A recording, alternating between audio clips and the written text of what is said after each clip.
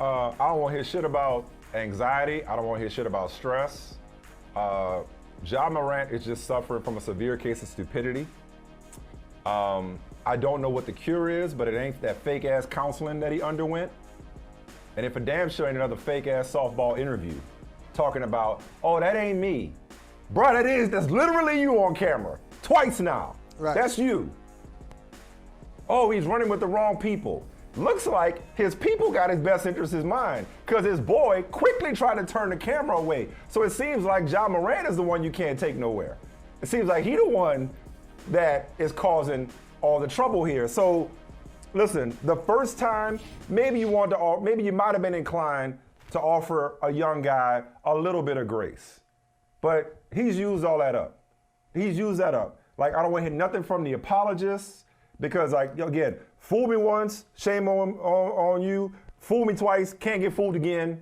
Like, the apologists, the NBA, all the people, the so-called media members, all the people who decided to further enable his knucklehead behavior. Yeah. Like, where you at now? It's like, first of all, like, can we just talk about guns for a second? Like, and I'm a gun owner. It's like, look, man, nobody cares if you got a gun. It's not a watch, it's not a chain, it's not an accessory, it's not a fashion statement. Right. Nobody cares when you have a gun. Nobody's impressed that you have a gun, and nobody's intimidated by the fact that you have a gun. That's number one. Number two, you want to talk about shooting yourself in the foot, self-inflicted wound. My guy, this is on IG Live. It'd be one thing if he got pulled over and a gun was found in the car illegally, unregistered, whatever. That happens all the time. You doing it on you flexing for Instagram. You didn't already blown $40 million because you didn't make all NBA behind this bullshit, and here you are doing it again? It's like, bruh, I got nothing for Ja Morant. I got no sympathy for Ja Morant. I have no time for Ja Morant. This dude has gone from being one of the brightest stars in the NBA to its biggest fool, maybe ever. Maybe ever. Because he still hasn't actually broken a law. He still hasn't actually been arrested. He's just messing around on Instagram. This pisses me off to the highest levels of festivity.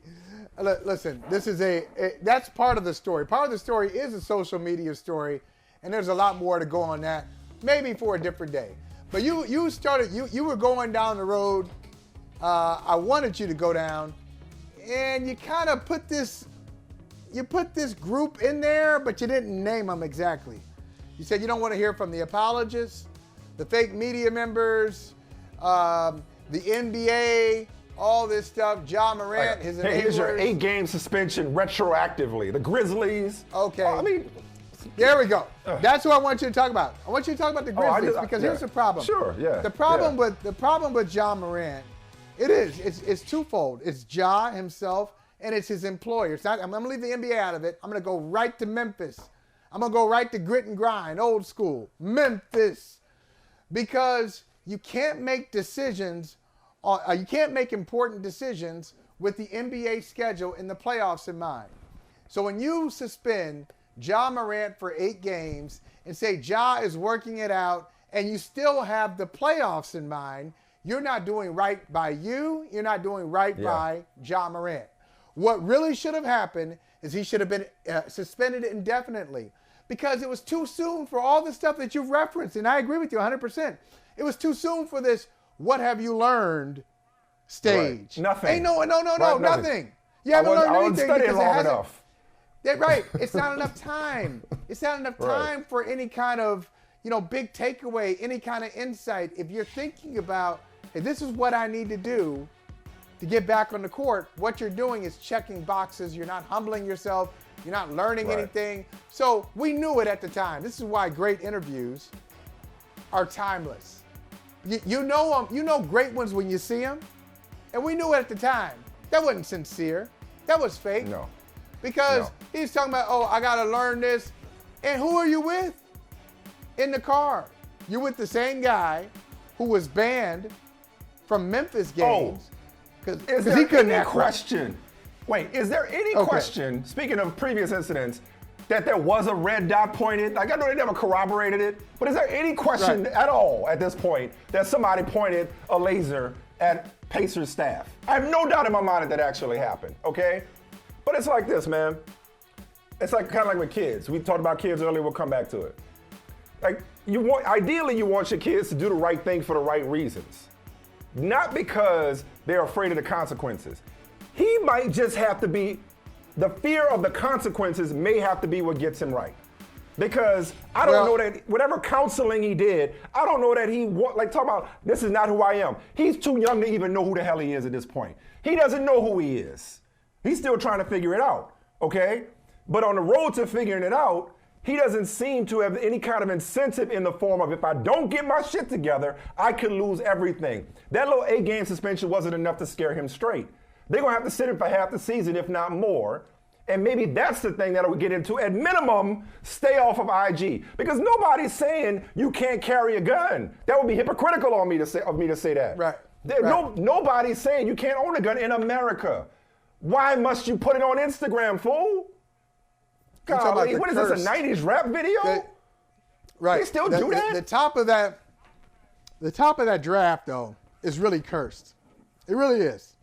As you said, nobody's done anything illegal, but the missteps, the immaturity in different circumstances, vastly different circumstances, has really affected two franchise players who have two all-NBA talented, extremely gifted players in Zion Williamson at number 1 and Ja Morant at number 2. And so with Zion Williamson, New Orleans is challenged with this question: what should we do with this guy? Should we hold on to him? Does he need a change of scenery? And I'm going to ask you the same question about Ja Morant. In a little bit of time we have left, what would you do?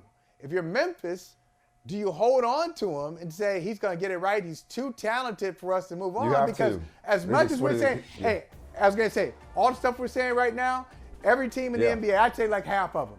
Half of them be like, yeah, he is. It is stupid, but what would you take for him? I'm just wondering. I mean, like, you want to talk? We serious? Hey, would you think about would I moving move him? I wouldn't move him if I were Memphis, but our relationship, the terms of this relationship would have to change dramatically. Hey, with the time we have left, I really do want to give a shout out to a couple of people with some good news. We'll finish with some good news. Shout out to Jalen Hurts, who got his master's degree from Oklahoma in human relations. He had his undergrad bachelor's degree from Alabama in communication and information sciences. So Jalen Hurts has a master's degree. And also shout out to Ty Bowles, getting his degree 37 years after he left school for the NFL, kept a promise to his late mother, Joan. He got his Bachelor of Science degree in Youth and Community Development.